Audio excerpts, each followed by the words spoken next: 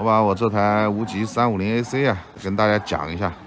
如果你有个落地3万块钱的预算，那么目前在市面上能买到的车里面，这个无极350AC 双缸320cc 现代复古的这么一个街车，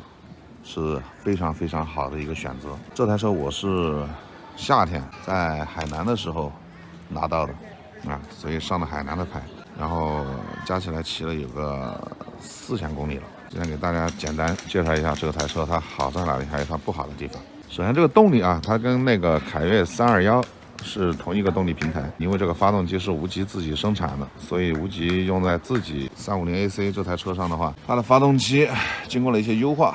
和改良。我自己骑起来的话，是感觉比凯越321上面那台双缸发动机要更加的平顺，动力也猛。一给油就来，但是平顺性要好一些。同样的缺点就是，当你拉到一个超过6000到7000转的时候，它是那种非常绵密的一个震动，不难受啊，震动不大，肯定不算大，不难受。但是它是非常绵密的震动，就给人一种这个好像转速拉得挺高了啊，得收油的那种感觉。当然，这台车啊也没有说要你像非常暴躁的去骑行啊。所以在日常使用的95%的情况下，你可以完全忽略这台车的震感，那种绵密的震感，你是很少有机会体验到的。动力这一块就是这么个情况。然后声浪，对吧？国产的我觉得就只有那些贝纳利亚、抠街啊，他们把声浪做得挺好的。其他的车双缸就是应有的一个声浪吧。好 ，OK， 接下来就是刹车啊。前期的话，这个车刚上市啊，被大家吐槽就是这个前刹不太够用。然后官方的话，后期给出了一个解决方案啊，虽然不是什么大的改动，就是把这个刹车牛角换了一个，这里的有所变化。那么你在捏刹车的时候，它的响应会来得更快，至少来说给人的感觉呀，那么前刹的效果是提升了一些。但是即便是在没改良之前，在我使用的过程当中，前后刹车啊够用，它肯定是够用了。ABS 响应的也是比较舒服啊，不是很快，也不是很迟，刹车够用。避震的话是偏舒适的一个取向啊，比我那台黑剑401那舒适了一大截。黑剑401太硬了，避震走一些稍微颠簸的路面也够用，然后在弯道里面它的支撑性也还是可以啊。这台车其实总的来说啊，整体的给人一个感觉就是这台车非常整，其次它没有太大的优点啊，除了这台发动机双缸320cc，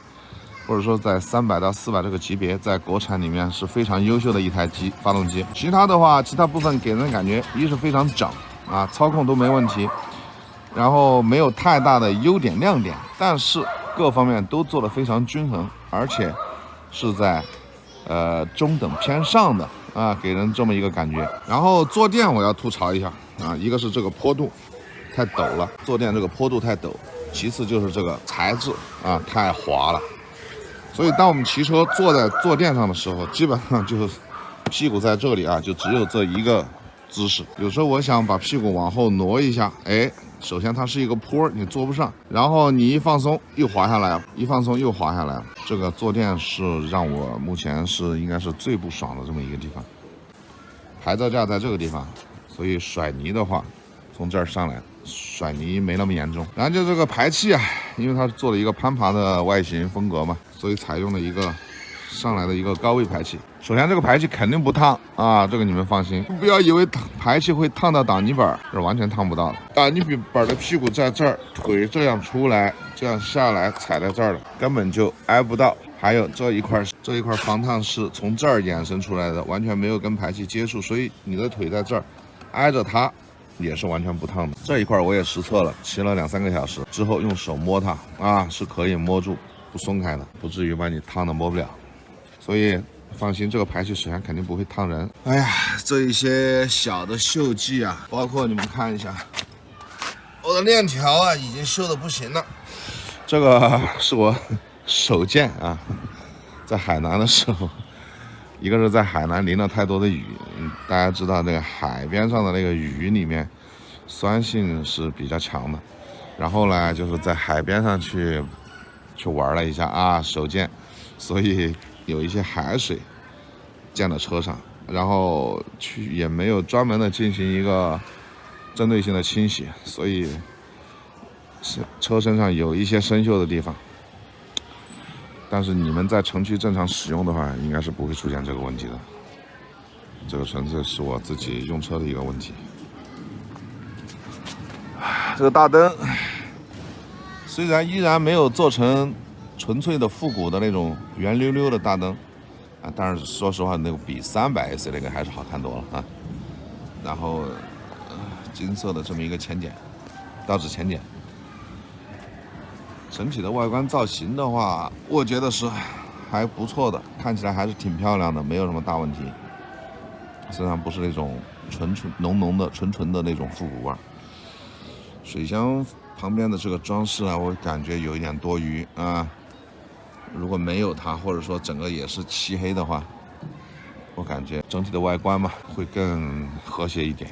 油耗的话，这个车我骑下来，其实我没有认真的去算百公里油耗，但是它一箱油续航啊，基本上能到240公里，然后需要你去加油。一箱油跑干的话，接近300公里吧，没问题的。OK， 你看一下这会儿屏幕，开机动画，反应非常快啊，这一点比我那凯旋反应快多了。这里模式切换啊，来，现在运动模式，好，现在是 Eco， 然后就是经济模式或者省油模式，运动模式、省油模式。注意这个胎压监测啊，原厂是不带的啊，我是后来自己装了一个。打个火吧。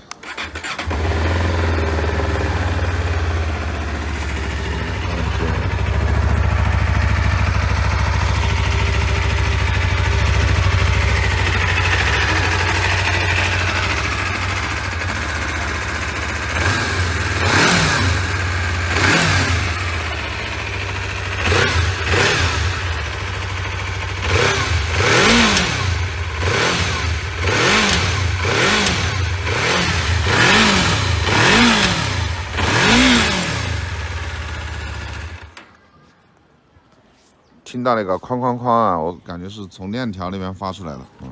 没办法，这个车有很久没骑了，打完车是冷车，然后直接给油的话，有这么个情况，感觉也很正常。然后这套轮胎的抓地力啊，这个轮胎呢是腾森的一个半热绒，我没记错的话啊，那抓地力呢肯定是够用的。这个车这个价位，然后用这个轮胎的话是合情合理。或者说比较良心的一个配置。然后我们来说操控啊，这个车刚才我们也说了，动力随叫随到，而且能给人一种暴躁的感觉啊，一给就有啊，这一点非常好。然后操控，整个车整备质量非常轻，这个车的整备质量是一个160来公斤吧，啊，那么在国产有个30个千瓦的动力。那它这个质量啊是做的真的是非常轻了啊，然后骑起来之后就给人一种特别灵活轻巧的啊，操控是非常轻盈的一个感觉。不管是拿它来做一些像类似金卡纳呀那些小动作啊，在场地上练车绕八字、练回头弯，还是说在山上，对吧？来跑，操控带给你的感觉都是比较好的。当然这说起来也比较模糊，我们最后就来做一个它的一个打分吧。动力这一块300cc 同级别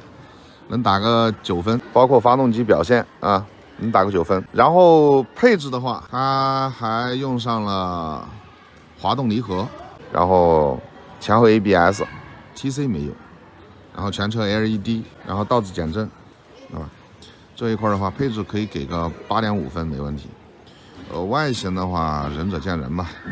就作为一台运动复古啊，它跟本田